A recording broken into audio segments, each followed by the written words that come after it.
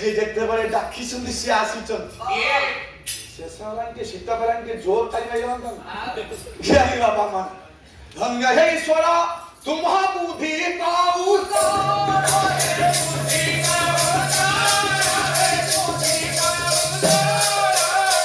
କେମିତି ଗଢ଼ିଲ ପ୍ରଭୁ ଆକାଶରେ ଖଞ୍ଜି ଦେଲ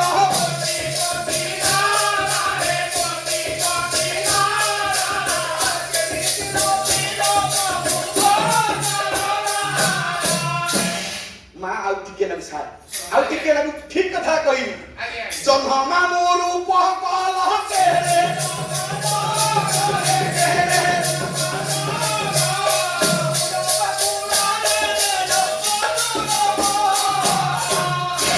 ଚାରି ଘଣ୍ଟା ପାଲାକୁ ଇଏ ଅଧଘଣ୍ଟା ପାଲା କେବଳ ଏକ୍ସିଲେଟର ବଢିଆ କଥା ନା ଖାଲି କହିଦଉଛି ସେଦିନ କୃଷ୍ଣ ଆସିଲେ କହିଲେ ଠିକ ଅଛି ବିଚାର ହବ ଆଉ ଆମ କୃଷ୍ଣ କୁଆଡେ ଗଲା କୃଷ୍ଣ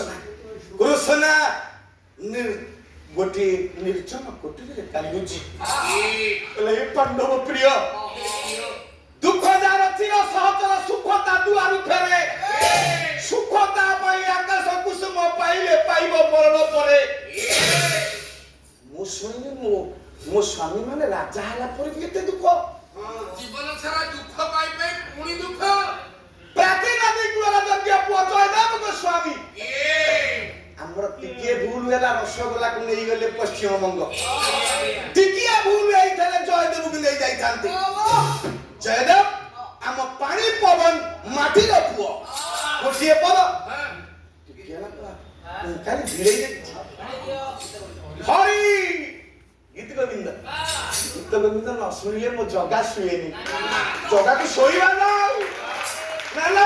ଜଗା ଆଜି ଶୋଇବ ପୁଣି ବଞ୍ଚିଥିଲେ ଆର ବର୍ଷ ନା ନାଇଁ ଗୋଟିଏ ପଦ ଗୀତ ଗୋବିନ୍ଦ ଆମର ନୀଳାଚଳ ମିତ୍ର ଉତ୍କଳ ପାଲା ଗାୟକ ପରିଷଦର ଯିଏ ଆମର ସଭାପତି ଅଛନ୍ତି ସାର୍ ମୋ ବାପା ତାଙ୍କରି ଘର ପାଖରେ ଗୋଟିଏ ପରିବାର ଜ୍ଞାନୀ ମଣ୍ଡଳୀ ମାତ୍ର 1.5 କିଲୋମିଟର ଅରସପୁର କଲେଜ ଗୋଟେ ପଦ ଥାନା ନାହିଁ ହରି ହରି ଶ୍ରୀ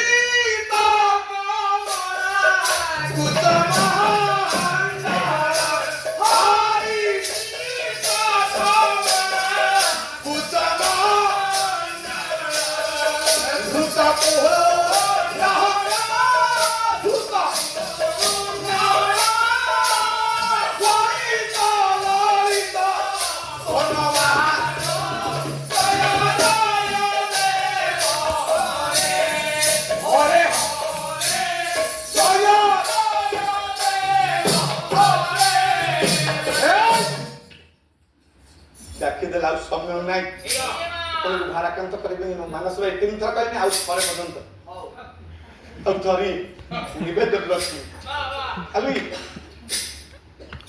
ମିଶେଇ ଦେବି ସାର ଦେବି ମିଶୁ ନା ମୁଁ କଣ କରିବି ତାପରେ ଆଉ ବେଳେ କରି କିଏ ଥାନ୍ତା ପାଇଁ ଟିକେ ଦୁଃଖ ଲାଗନ୍ତା ଆପଣ ମାନଙ୍କୁ କୃଷ୍ଣ ଆସି ପହଞ୍ଚିଗଲେ କୃଷ୍ଣ କାନ୍ଦୁଛି କୃଷ୍ଣ କହିଲେ ମୋ କୃଷ୍ଣ କାହିଁ କୃଷ୍ଣ କାହିଁ କୌଣସି ନାରୀ ଜୀବନ ଇତିହାସରେ 5ଟା ସ୍ୱାମୀ କି ବରଣ କରି ଏତେ ଶୋଇଛି ଏତେ ଆଡଜଷ୍ଟମେଣ୍ଟ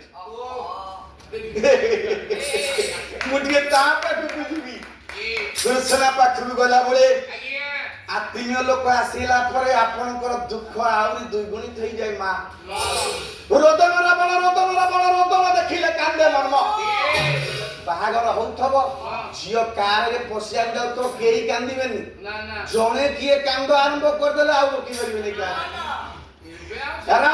କାନ୍ଦୁଛନ୍ତି ସେଦିନ ଆପଣଙ୍କର କୃଷ୍ଣ କହିଲେ କୃଷ୍ଣ ତମେ କାନ୍ଦୁଛ ତମେ ତ ଚାହିଁଥିଲ କୁରୁକୁଳ ନିଧନ ସବୁ ତ ମରିଗଲେ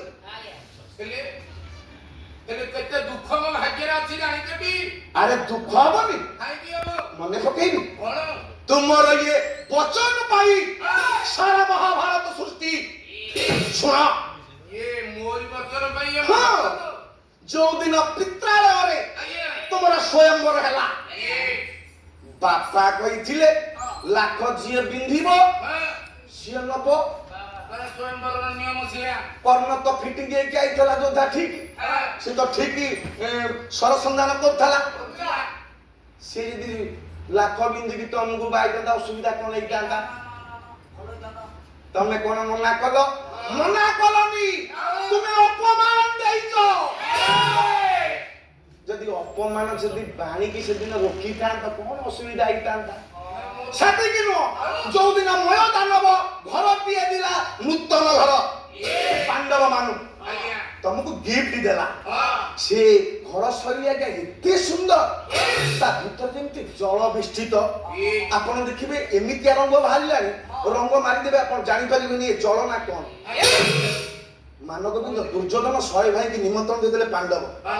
ଶୈଳା ବା ଟିକେ ଖାଲି ସୂଚେଇ ଦଉଛି। ଯେତେବେଳେ ମାନଗୋବିନ୍ଦ ଆସିଛନ୍ତି ଘର ଭିତରକୁ ପ୍ରବେଶ କରିବା ପାଇଁ ଭାଇମାନେ ଭୂରି ଭୋଜନ ଦେବେ, ଆନନ୍ଦ ଉତ୍ସବ।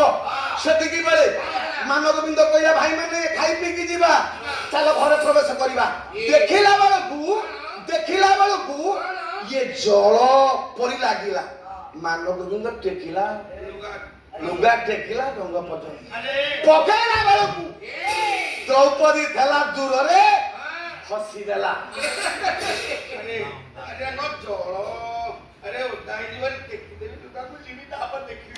ଦ୍ରୌପଦୀ କହିଲା କୋଣା ପୁଅ କୋଣା, ଆରେ ବୋପା ହଉଛି କୋଣା। ଧୃତରାଷ୍ଟ୍ର ଅନ୍ଧ, ତା ପୁଅଟା କଣ ଭଲ ହେଇଥାନ୍ତା? ଦ୍ରୌପଦୀ! ଦ୍ରୌପଦୀ!